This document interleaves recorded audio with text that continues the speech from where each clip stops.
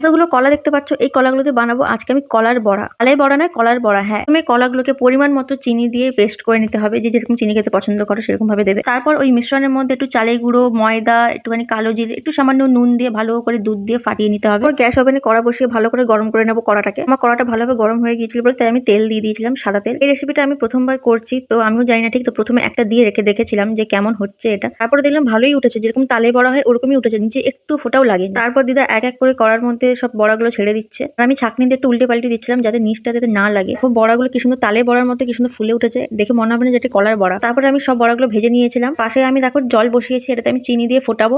কেন সেটা পরে দেখতে পাবে। এখানে দেখো আমার পিঠে সব রেডি হয়ে গেছে, মাটি ভাঁড়ের মধ্যে আমি রেখেছি পিঠেগুলোকে। এত পিঠে হয়েছিল বলে আমি কিছু কিছু পিঠে আমি শুকনো করে রেখেছি, কিছু পিঠের মধ্যে যে বললাম না চিনির যে জল আমি ফোটাবো, তো সেইটা আমি দিয়েছি। পিঠের মধ্যে মিষ্টির রস, এটাকে কি নাম দেবো আমি জানি না, তাই আমি নাম দিয়েছি রস ভরা পিঠে। তো জানি না এটাকে কি বলে, তোমরা যদি জানো আমাকে কমেন্টে লিখে জানাবে। তো কেমন হয়েছে আজকের রেসিপি।